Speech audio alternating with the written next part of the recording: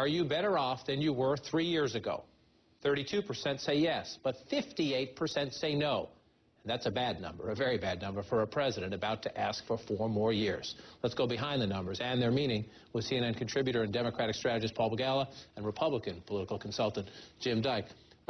Paul, you were with Bill Clinton when he ran for re-election, and he had a much better story to tell than President Obama does now. When you have that many people in the country saying, I'm not better off, is that not how they judge an incumbent? Well, he needs to have a choice and not a referendum. Frankly, President Clinton, he won a referendum. I mean, Senator Dole ran a fine campaign. He's a really honorable man. But the country wanted to keep their president, and that ended the inquiry.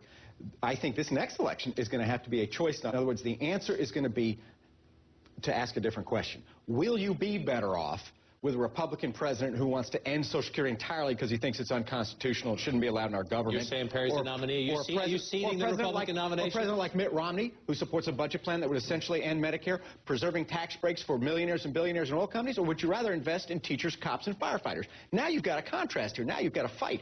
But it cannot be simply a referendum. It's got to be a choice. I want to let you in, and I can see you're loaded to go here. But do you get to the choice? I understand the contrast the Democrats are trying to make. But do you even get there when, look at more numbers in our poll. Are you angry about the way things are going in the country today? 72% say they're angry. Are you scared about the way things are going in the country today? 71% say yes. When people are that frightened, shouldn't be asking the Republican this, but it's hard if you're the incumbent, whether you're a Democrat or Republican, an independent or a Martian. If that's the mood of the electorate, how do you say, give me more? There's no doubt Democrats want the American people to ask a different question. The main question they're asking is, where are the jobs? The president promised to change Washington. He promised to change the tone. He promised to change the way things operate. Over 380 bills passed by a totally Democratic-controlled Congress, signed by the president, trillions of dollars in stimulus, a total restructuring of our health care, 1/7 of our economy, regulations through Dodd-Frank, all of this costing the American people additional money and no job creation. Stimulus has been a failure. The regulations are holding up the development of new jobs because businesses don't know what's going to happen next. They're petrified by the uncertainty. And so the question, Paul, you would concede, you have conceded here, it's a very tough environment for the president, and you have also given them some advice there. Not so happy with it at times. I just want to show, our viewers, I want to just show our viewers where he's going. The president, this is a 2008 map here, blue Obama, red McCain. This is where he's been just last week since he gave the job speech. North Carolina, Virginia, 2 states he won last time, not Democratic states. He wants to keep them. Ohio, always in presidential politics. If you go back to his travel since April, look, this is pretty obvious. These are almost all official presidential trips, and these are almost all political battleground states. From a perspective of, is he doing the right thing? He's in a ditch. We know the country's in a bad mood. Right. Is he doing the right thing? Oh, absolutely. In terms of, like, where he's going. And what he's saying. And what he's saying. In terms of where he's going, absolutely. I mean, it'd be nice if he added to the 28 states that he picked up to the 9 states that he gained that George Bush had carried, but he doesn't need to, right? He won a big victory with those 28 states. If the election were tomorrow, would he hold Virginia? Would he hold North Carolina? Would he hold Colorado? We could go through state by state, but actually, yes, because I think he's a spectacular campaigner, and if he takes my advice, his chief strategist will be Henny Youngman, who every time somebody asked, how's your wife, he said, compared to what? How's your president compared to what? Everything has to be about compared to the Republicans. So attack, attack, attack. That's a great contrast, bumper, contrast, bumper sticker, right? Compared to what? Obama 2012 compared to what? That's it. The American people are exhausted of his politicking, of his rhetorical flourish, of his speeches. There's a total, they no longer believe it. If you look at a recent Resurgent Republic poll that shows they believe he's a weaker leader. Independents, Hispanics, important groups that the president has to have in all these states, they are not going to support him unless they see results. The president can no longer threaten Congress and bang on the table. It's not going to work. And to that point, you made your mark in this business because you're a words guy. You're also a bare-knuckle strategist when you need to be, but you're a good communicator, and that's why candidates like you. Jim's right. The president gives this speech when any president, Democrat or Republican, gives a joint session of Congress. They usually move the numbers. Maybe it's temporary, but they usually move the numbers. This president this time did not move the numbers. His disapproval is at an all-time high. His handling of the economy stayed pretty stagnant. He might have improved a point or two. But why is he, this was, when he was elected, even Republicans conceded. Masterful communicator, walks on water. Why? Right. Well, Reagan, a pretty good communicator, also had numbers about, like, Barack Obama's, too. Because words matter, but Shakespeare said action is eloquence. And we need action. And what the president now has is a jobs package that, as you point out in our poll, people really like, particularly independents, especially. And God forbid helping America, which seems to be the last thing on their minds, or failing to pass it and giving President Obama a cudgel to run against, the same way Harry Truman did in 1948.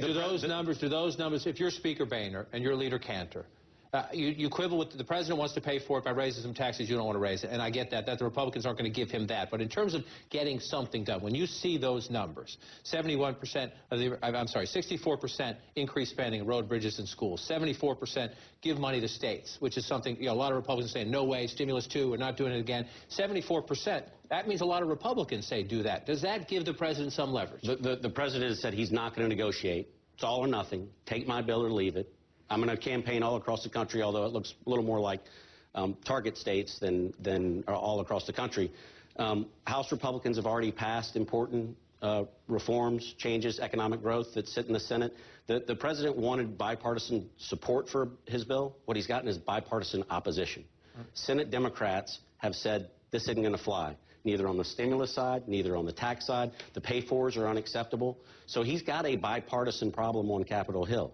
Senate Democrats oppose him, and House Republicans oppose him. So I don't know how he gets out of that conundrum.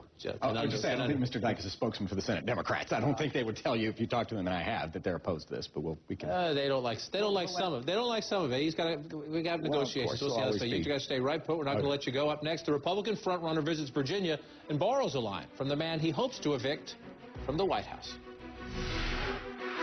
Change is a buzzword in every election cycle, and this time it's a theme the Republicans say belongs to them. I know it is time for a change in this country. And when I'm talking about change, I'm not talking about the rhetoric of change. I'm talking about a record of change, and I've got that record. So what slogan can the Democratic incumbent rely on? And are all Republicans comfortable with the kind of change represented by their current presidential frontrunner? You just saw him there, Governor Rick Perry. Let's continue the conversation with our smart strategist, Democrat Paul Begala, Republican Jim Dyke. If President Obama ran on hope and change last time, I don't mean this to be flip. There's not a lot of hope in the country right now. Right. The economic anxiety has people in a funk. And most people believe Washington has not changed, or if it has changed for the worse. What does he do? Well, you don't win politics in a bumper sticker, but what is it for 2012? I think, as we were saying before the break, he's got to go to the contrast. He does have now a Republican House, which is, you think Barack Obama's unpopular at like 40 to 45? The Republican House is like -12 or something. I mean, they're really bad.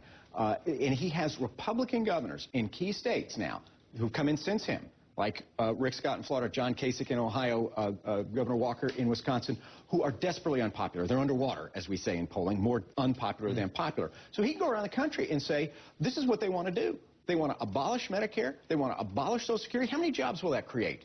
Governor Perry, Governor Romney, Congresswoman Bachmann, how many jobs will that create for you to shut down the Department of Environmental Protection? As if somehow, you know, cutting cancer and asthma would create jobs. I mean, he could take the fight to them, which is what he needs to do. That's a perfect segue, because the American people are realizing that government doesn't create jobs. And that's what Barack Obama promised. And that's what he spent trillions of dollars on. It's failed. The Republican nominee, I suspect it'll be Rick Perry or Mitt Romney, will have a record on job creation. And so if the president wants to contrast his record on job creation with theirs, that's a happy contrast we're willing to have. But the fact of the matter is, it's going to be a referendum on the president's failed leadership. I want to talk about the Republican race in a second, but if you look at these numbers, last time a Democratic president was defeated was Jimmy Carter. Disapproval rating, Obama, Carter, about the same. Approval rating, President Obama is doing a little bit better. The funk in the country, I think, is the same, might even be worse now, different reasons. Iran, you had Iran back then, and a tough economy. You have a really tough economy now. In a normal environment, would you expect a Democratic challenger? Would you expect some other dynamic in the race, a Ross Perot-like figure? Yes. And I think it's a couple of things. First off, President Obama has solidified his party. He's been a terrific leader, and Democrats across the board, yeah, we know we all whine and complain, as I do on the air all the time, but they are united behind him. That's an enormous advantage. And I also think Democrats learned the lesson of 1980 when Senator Kennedy, God rest his soul, a saint in my eyes, but challenged President Carter, and I think weakened him in his re-election bid, or when Pat Buchanan did that to President Bush Sr. So I don't think he's got any worries on that front. But you might see a third-party candidacy, just because the mood in the country is so angry as it was in 1992. And Ross Perot, you know, you were there, you covered him. He got 19 million votes. Right. And despite being, you know, a little eccentric perhaps for some, but special elections are snapshots. But if the president has Democrats in his camp and so strongly behind him, you have to ask why Democrats lost a seat that had been controlled by a Democrat all the way back to 1923 or something. It's only 90 years, Jim. Yeah, I mean, it's only 90 years. It's a curious thing for Democrats falling in so far behind the president. He's got problems with his coalition. He's got major problems with independents who don't believe in his policies anymore. They still like him personally, and they want him to succeed. But if they throw that away... I was going to ask about Governor Perry. I'm going to save the question for another day because of where we are on time. Let's talk a little bit more about that. That's New York 9. Steve Israel, the chairman of the Democratic Congressional Campaign Committee, says, snapshot, this. But to Jim's point, yeah, some special elections mean nothing.